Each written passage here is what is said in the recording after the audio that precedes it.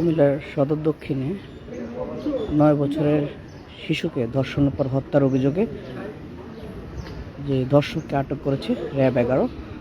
আপনারা দেখতে পাচ্ছেন যে কুমিল্লা সদর দক্ষিণে গলিরা ইউনিয়ন হিলপাড়াতে তৃতীয় শ্রেণীর 9 বছরের শিশু যে স্কুল থেকে ফেরার পথে দেখতে পাচ্ছেন যে ঝুমুর তৃতীয় শ্রেণীর শিক্ষার্থী স্কুল থেকে ফেরার পথে ধর্ষণের পর হত্যা করে এই নরপিশাচ। তাকে গতকাল অভিযান পরিচালনা করে গ্রেপ্তার করেছে র্যাব 11। নরপিশাচটাকে দেখতে পাচ্ছেন আপনারা সবাই ভিডিওটি শেয়ার করুন, কারণ আমরা ভেবেছিলাম তাকে অথবা বন্দুকযুদ্ধ অথবা ক্রস ফায়ারে মারা হবে, কিন্তু সেটা করা হয়নি।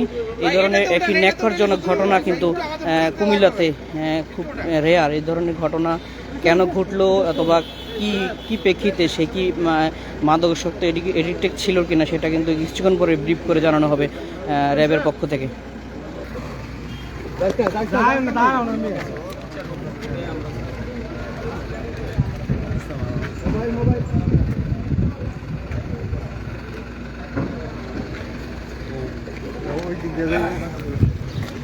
র্যাবের পক্ষ থেকে যে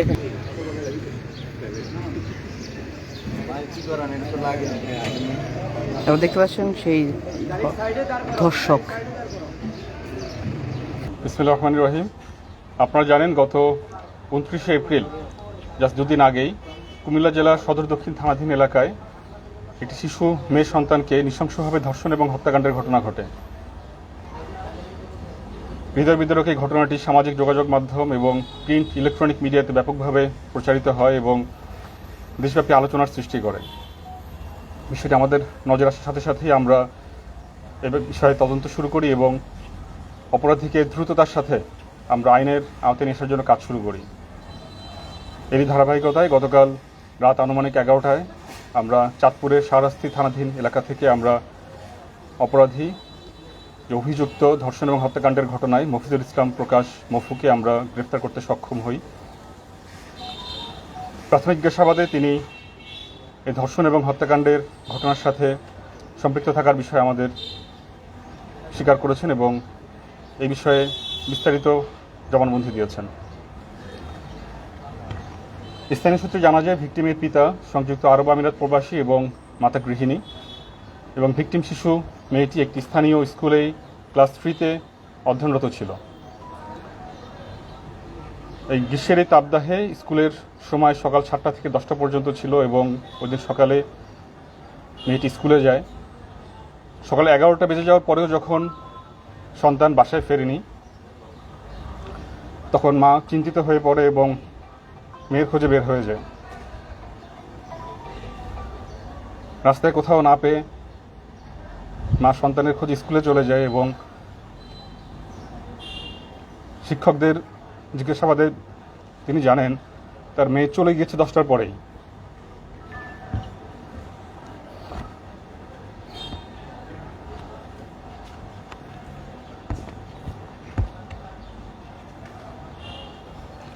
দুঃখিত। মা বাসায় ফেরত আসেন এবং দুপুর আনুমানিক 3:30টায়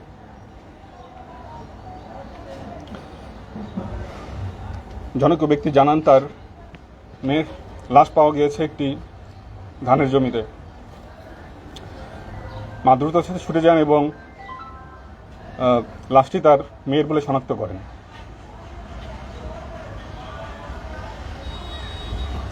এ সময় জনৈক ব্যক্তি জানান যে তিনি অভিযুক্ত মফিজুল ইসলাম প্রকাশ বা মফুকে তিনি সকাল 11টার দিকে এই বাঁশঝাড়ের ভিতর থেকে দ্রুততার সাথে বের হয়ে যেতে দেখেছেন। আমরা অবিলম্বে তার খোঁজ করি এবং তাকে আমরা গতকাল ধৃত করি। জিজ্ঞাসাবাদে তিনি জানান তিনি ভিকটিমের প্রতিবেশী এবং পুরো পরিচিত এবং এই সুযোগ পেয়েই তিনি নেন। তিনি জানতেন কোন সময় স্কুল থেকে মেয়েটি ফিরে আসবে। তিনি রাস্তার পাশেই ছিলেন এবং ফেরত আসার পথে আনুমানিক 11:15টার দিকে তিনি মেয়েটিকে তুলে নির্জন স্থানে নিয়ে যান এবং পাশবিক নির্যাতন করেন এবং নির্যাতনের এক পর্যায়ে তিনি মেয়েটি চিৎকার করলে তাকে মুখ এবং গলা চিপে তাকে হত্যা করেন। হত্যাকাণ্ডের পরে তিনি বাসায় ফেরত যান এবং যখন তিনি জানতে পারেন ডেড বডি পাওয়া গিয়েছে এবং বিষয়ে মামলা হয়েছে, তিনি কুমিল্লা ত্যাগ করে সন্ধ্যায় চাঁদপুরে চলে যান।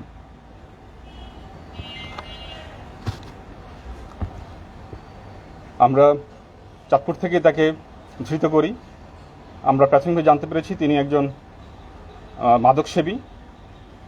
বাইরে তিনি টুকটাক রাজমিস্ত্রির কাজ করেন, জোগালির কাজ করেন এবং নিয়মিত তিনি গাঁজা সেবন করেন। র্যাব 11 সবসময় সামাজিক যে কোনো অপরাধ দমনের ক্ষেত্রে বদ্ধপরিকর এবং আমরা আশা করি এই ঘৃণ্য অপরাধী অতি দ্রুত তার শাস্তি পাবে।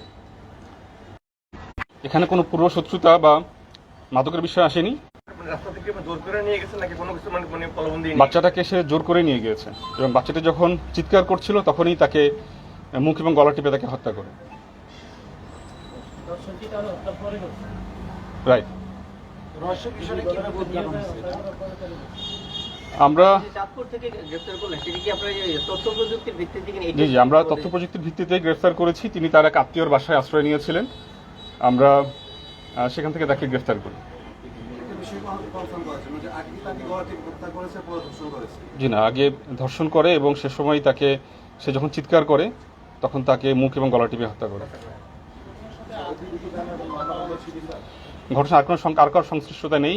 তিনি একাই ছিলেন ওখানে এবং তিনি এই কাজটি করেন এবং তিনি নিজ মুখে সবকিছু স্বীকার করেছেন আমাদের কাছে। আরেকটা বিষয়, ওখানে একটু মাদকের আকার একটু বেশি, এক্ষেত্রে ওদেরকে একটু নিয়ন্ত্রণ করা যাবে? আমরা সবসময় মাদক বিরোধী অভিযান করে থাকি। এক্ষেত্রে আমরা যদি ওখানে কোনো মাদকের আখড়া থেকে থাকে আমরা অবশ্যই সে বিষয়ে কাজ করব। আর যদি কারো কাছে কোনো তথ্য থেকে থাকে আমরা তথ্য দিয়ে সহায়তার জন্য আহ্বান জানাচ্ছি।